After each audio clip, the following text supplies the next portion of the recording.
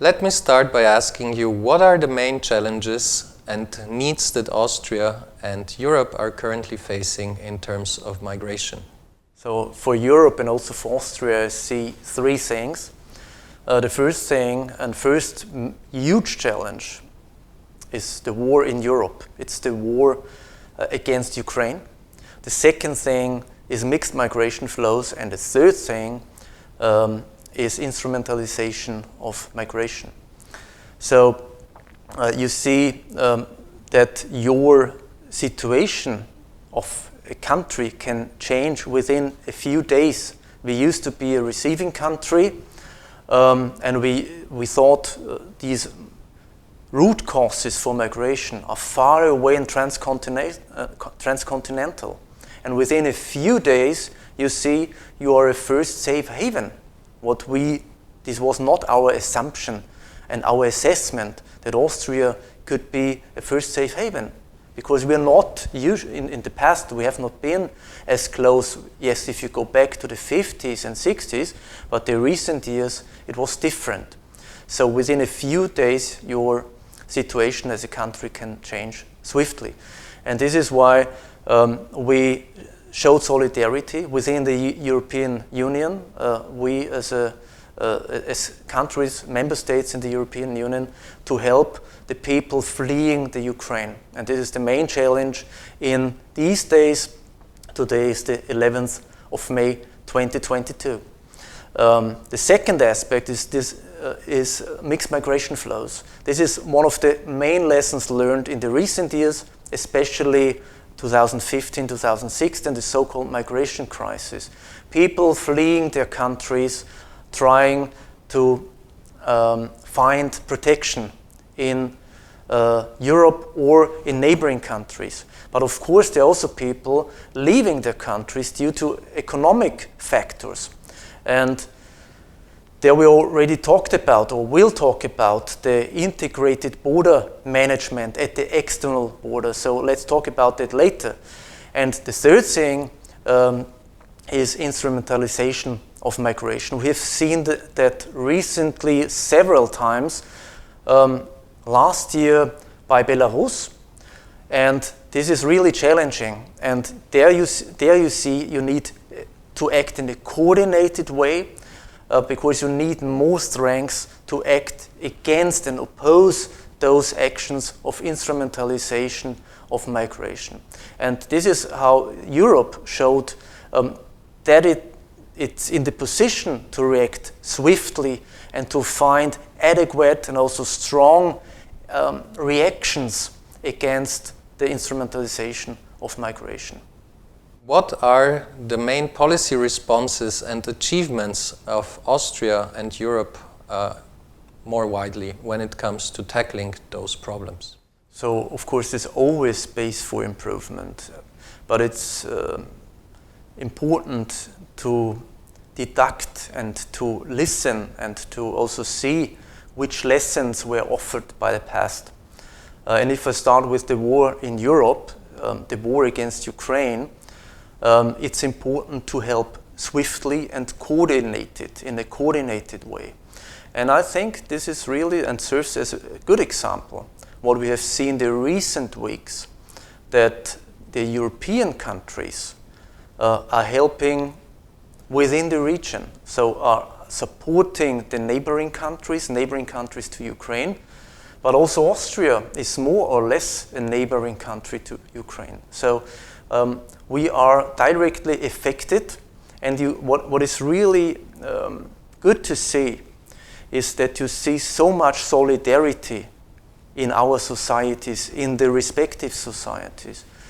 And this is especially what we have learned, and this is maybe my main lesson of the recent years. We have developed a protection system in a pre-globalized world and applied in a globalized world. And this is why we sometimes feel uncomfortable. We see the instruments we developed are not really effective anymore, effective in a way to help the most vulnerable people. But if there is a crisis, or in this case a war in the region, we can do really a lot, and this is what we have seen and also have shown. The first receiving countries, the first safe havens, but in the second row also countries like Germany, Austria and all others offering and showing solidarity, because they say we help, for example, Austria is bringing 2,000 people from Moldova. This is by 11th of May today, 2022, that we say, yes, we would like to support Moldova and especially the people from Ukraine who are staying right now in Moldova. And same goes with Poland.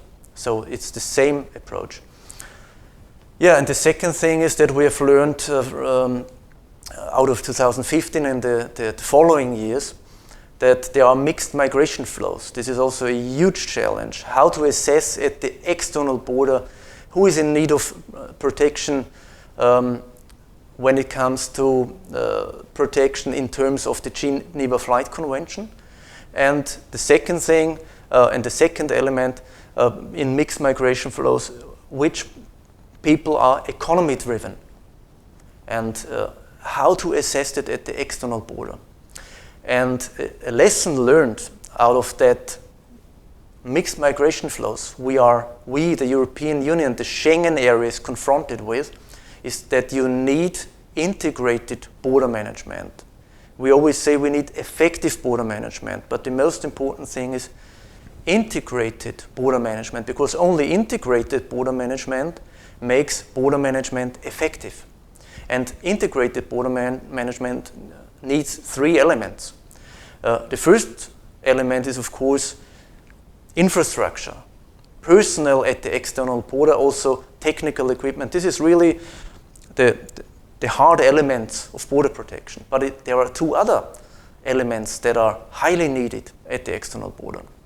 You have to integrate the asylum aspect at the external border, because how to assess these mixed migration flows at the external border, how to have a first screening, a pre-screening of people in need of protection and people who are leaving their countries, the region, due to economic factors. And the third thing is, for these people, you have to offer voluntary return, or if this is not possible, different ways for returning people. So it's border protection, asylum, and return at the external border. This is integrated border management. And this is extremely important, because the system we are facing right now, we talked about the challenges. The system right now, I say it's a protection system 1,000. First, thousands of people are leaving the countries, reaching mostly with the help of human traffickers and human smugglers, are reaching first safe havens. It costs thousands of euros to pay for the human smugglers. And then thousands of people are stepping on the boats or crossing dangerous parts of continents.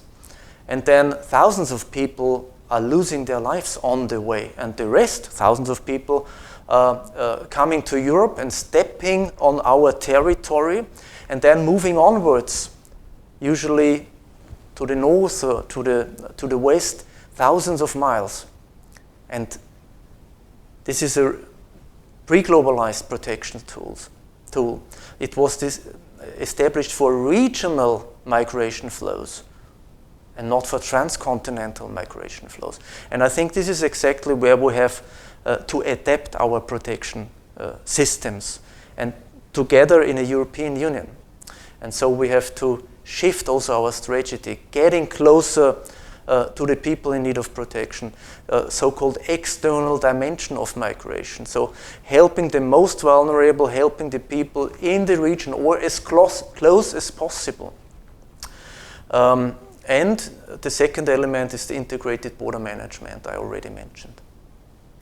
How do you see the Prague Process cooperation, the intergovernmental dialogue that we are having, as contributing to finding solutions to these problems? What is the role that migration dialogues such as the Prague Process can play in solving these problems? So we talked about cooperation, and coordinating also all these measures implemented in an action plan. And to be successful, you need that cooperation. You need a platform. You need an area or a space or a platform to get more strength by coordination. And the Prague process is exactly such a platform, such a possibility to join forces, to define a goal, then deduct a strategy, and then in the third step to develop measures. And it's not a one-size-fits-all measure catalog. So it's for different countries, it's different challenges and it's different measures, but the goal must be the same for everybody. And it must be a win situation for all countries involved and all for all stakeholders and also for all people involved. So the Prague process is a very important and in the meantime well-established platform for joining forces, for getting more strength, for bringing more coordination in goal, strategy and measures. And this gives more power to the countries, more power to the stakeholders, and offers a triple win situation. A win situation for the institutions and the people in the areas of the region, transit countries, but also for the same target groups in so-called receiving countries like Austria, but also for the people who have to flee their country, who are on the move, and also more strength in combating human smugglers. This is very important, because as long as you need human smugglers to get to our country, there is something wrong with our so-called protection system. And this is an imperative to change our system swiftly or adapt it swiftly.